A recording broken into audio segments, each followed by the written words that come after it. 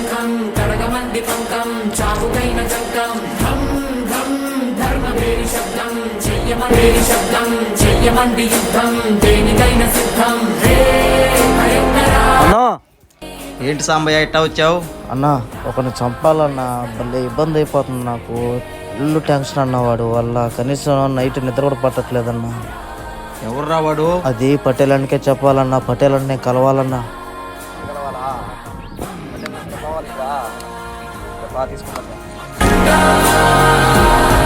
యోగమాయతో బాలరా భూమిపై రాతి జెండా అఖండ అఖండ జాగజ్వాలమై పాకరా దీనుల కళ్ళ నిండా.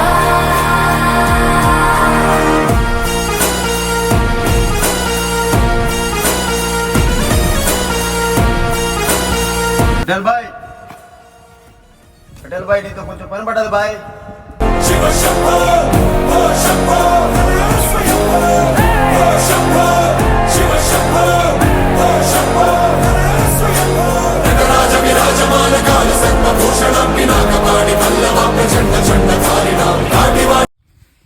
ఎలా తంబి అడ్డం వచ్చావు? భయ్యా సాంబాయికి ఏదో కష్టం వచ్చిందంట భయ్యా. నేను ఎంత అడిగినా చెప్పలేదు, నీతోనే చెప్తాడంట. అదేందో కొంచెం ప్రాబ్లం సాల్వ్ చేయి భయ్యా. ఎట్రా దండాలయ్యా. ఏరే సంబా ఏం ప్రాబ్లం చెప్పు బే. ఏం లేదయ్యా, గత 2 రోజుల నుంచి ఒకరితో ఏగలేకపోతున్నావు స్వామి. నువ్వేమైనా ఎట్లా నాకు ధర్మం చేయాలి స్వామి. ఎవడాడు? మధ్యాహ్నం రాత్రి నిద్రాహారం లేదు స్వామి. వాడి వల్ల ప్రతిరోజు వాడి వల్లే నాకు ఇబ్బంది అయిపోతుంది. ఇంటికాడ కూడా ప్రశాంతంగా పడుకోలేకపోతున్నాను అయ్యా. చెప్పు వేసేద్దాం. అయ్యా చంపితే ఎంత అవుతుంది అయ్యా?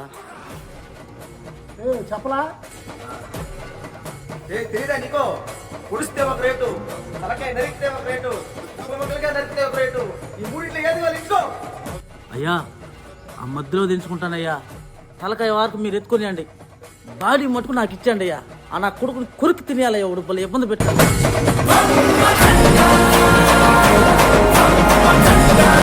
ఫస్ట్ ఫోటో చూపించిపే, అన్న రేట్ చెప్తాడా?